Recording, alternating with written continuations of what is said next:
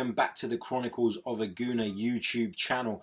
I'm your host Harry Symeou. Now, I know the season's over, but there's still plenty to discuss, in particular our managerial situation. Now, the news broke late last night that Unai Emery is likely to come in as Arsene Wenger's appointment. The news was broken by David Ornstein of the BBC, and many other media outlets have picked up on the story since. So I decided to put a video out talking about what we already know about Unai Emery, given that he's never managed in England.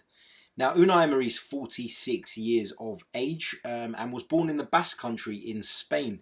Emery hails from a footballing family. His father and grandfather were also footballers, both goalkeepers actually, and his uncle Roman was also a football player, but he was a midfield player. Now, Emery was a graduate of Real Sociedad's academy, but never really broke through into the first team, and so he spent most of his playing career in the Segunda division, making over 215 appearances before retiring at the age of 32.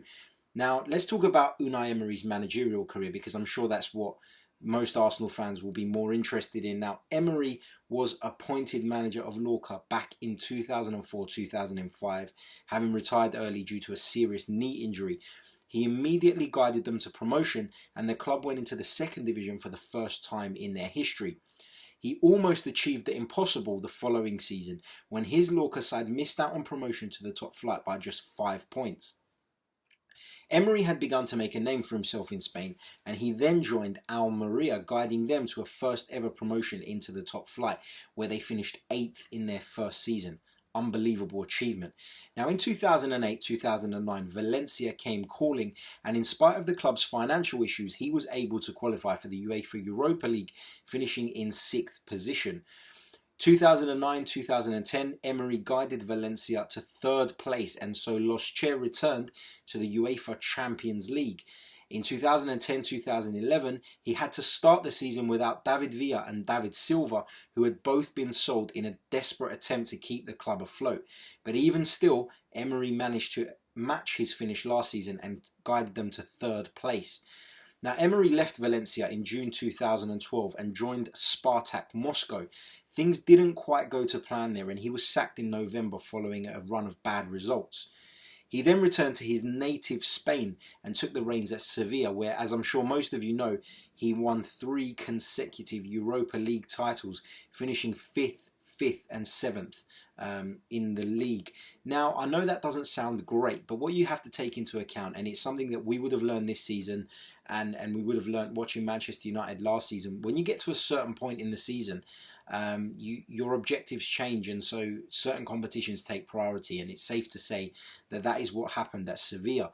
Now, in June 2016, Emery expressed his desire to leave Sevilla, and the club announced that they would be parting ways. Emery joined PSG and led his side to the last 16 of the Champions League, having finished second to Arsenal in the group stages.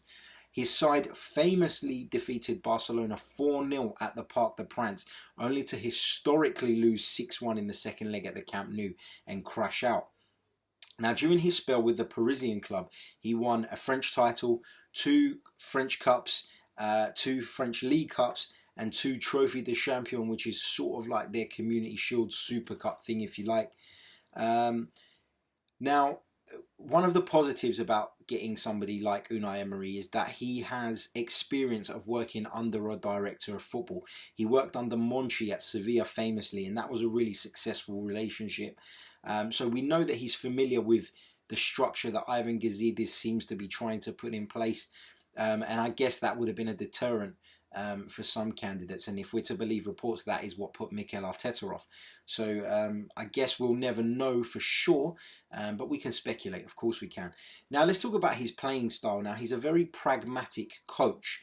The key word being coach, not manager. And that is another reason why he fits perfectly into the sort of picture at Arsenal at the moment. Now, aside from his spell at PSG, Emery has always worked at clubs under financial constraints, particularly during his time at Valencia, where he was forced to sell 2 of his best players just to make ends meet, as I've already mentioned. Now, he usually favours the 4-2-3-1 formation, but is a huge believer in having flexibility in his midfield and being able to switch to a 4-3-3 at times. Now, his teams traditionally press in numbers, hunting packs, and his attention to detail is second to none. Now, I'm not sure where somebody like Jack Wilshere would fit into this philosophy, just because I don't think he's physically up to the task of playing that high intensity pressing game.